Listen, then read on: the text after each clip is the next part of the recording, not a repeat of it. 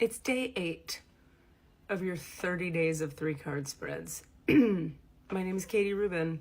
You can learn more about me at katierubin.com. I do a lot of stuff. For now, I'm doing 30 days of 3-card spreads. You can see 3-card spreads from me every Monday and Friday on Facebook and on Instagram because I'm old. Today, in honor of Frump Day, calling today Frump Day, I want to just remind us all, we don't have to be perfect. It doesn't always have to look good. Even if you're making a video for the internet, you can have a hole in your sweater. It could be an old as fuck sweater. You can make a video without brushing your hair. You can lay down at 2 o'clock and take a fucking nap. You can wear the ugly shoes. Nobody really gives a shit. Everybody out there is so self-involved with their own hair brushing and sweater wearing. They won't care. They might even admire you for being frumpy. Or not. They might judge you as lame. Did you know that the degree to which you're willing to be judged by others is the degree to which you can take risks? Humans don't take risks because they're afraid to be judged. So if you can't take a risk, you can't ever step into your power and your potency and live your truth and be an example in this world and an inspiration to others and or just have fulfillment and success for yourself. Because all of that requires risk-taking. But you can't take risks if you're worried about being judged. Here's the good news, bad news. You will be judged. People judge. So you have to kind of go, okay, they're all judging. Did I die? No. Does their judgment of me mean that the thing they're judging me as is true? Sit with that sucker for a week. In the meantime, here's your 3-card spread for the current moment. In the recent past, I just shuffled these cards in the Akashic Records of the group of you who will see this and benefit. By the way, there's my open closet with my laundry. There's my dog and some more laundry. Frump Day. So sadness and loss is the theme in the recent past. Doesn't have to be a big one. Maybe it's a little teeny tiny sadness and loss. You tell me. Can you guys talk about some stuff in the chat? What's going on? Do these resonate for you? Do you relate? Are they helping you in any way? Have you been sad in the recent past? Has there been a theme of loss? Tell me what's going on with you. Say words at me. I like hearing from you. You matter. In the present moment, we have the sacred pool, which we'll talk about what that means. It's really about valuing yourself and understanding that you are valuable right now, whether you have recently been through loss or not. And the outcome card is the compass card, which is a really nice, deep, wisdom-y kind of card. So if you were here yesterday and you're following these 30 days of 3-card spreads, you'll know this sucker's been with us for a couple days in different positions. Such is the nature of grief, by the way. Grief comes up, then it goes away. Then it comes back, then you think you're done. Then it comes back worse, then it goes away entirely. Then it's there a little bit. Grief is a messy, messy enterprise. You're not wrong and bad because you haven't just gotten through your grief, period, like that. It's kind of not how it works. Sad embrace. Loss is a part of life. Let go and allow time to heal you. You may be entering into a period where loss is a theme. Recent past. Perhaps you're having to let go of a long-cherished dream. If so, take heart, for this ending may have been for your highest good. A better, more powerful dream will be realized in your life if you can accept the loss. And remember, we talked about this yesterday.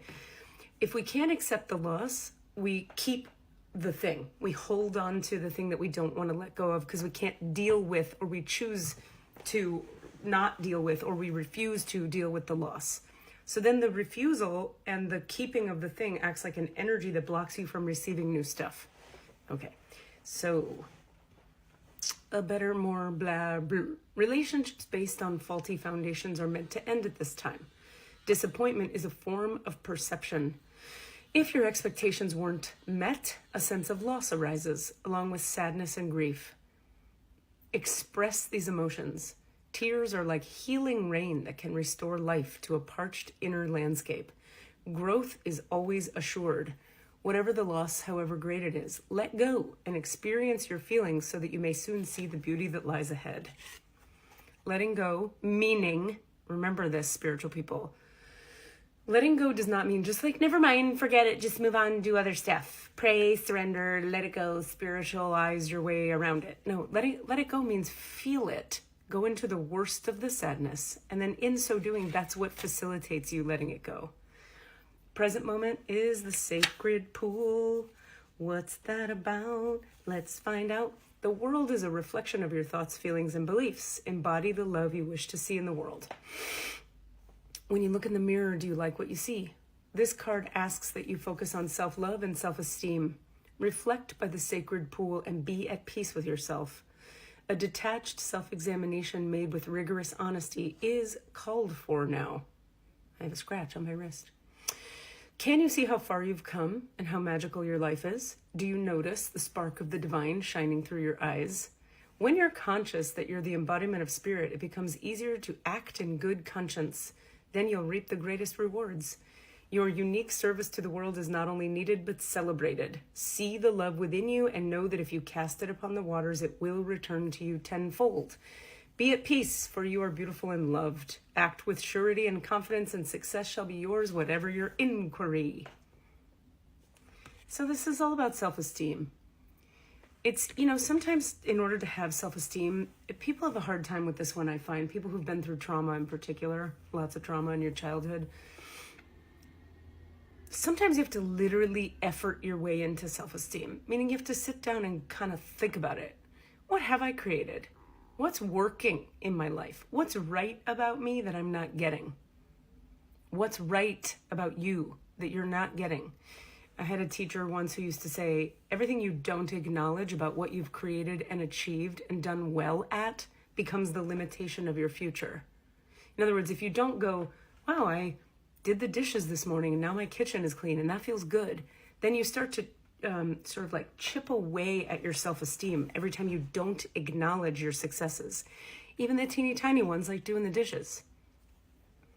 Praise yourself for each teeny tiny little success and you're going to start to feel better about yourself. But it takes effort. And sometimes when it's frump day, you don't feel like it. That's okay. You start again tomorrow. Speaking of tomorrow, we're going to follow the compass. Let's see what the compass is about.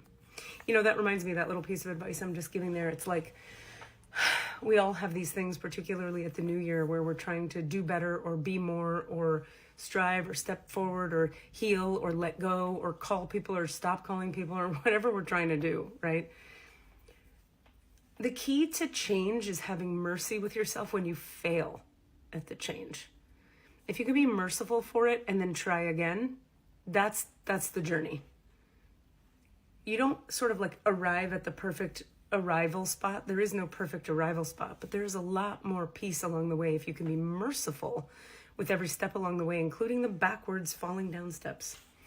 As long as you orient your compass to true north, the direction of your higher power, you will never be lost. You're entering uncharted territories right now and can expect wonderful new experiences. To stay on the highest path of your destiny, you'll need to keep your compass pointed to true north. Only spirit or a higher power can serve this function. Money, property, prestige, romance, and other material achievements can't help you find your true path. They are simply things you may experience along the journey. Know that spirit is working in your life, so even if you feel lost temporarily, it will be easy to find your way. Have faith and trust, for your compass with spirit as true north will ensure that you'll never be lost, even on a starless night when all seems dark. I love it. What do you have actual energy for today? What's correct for you today? Have you looked at your human design? Do you know your strategy and authority?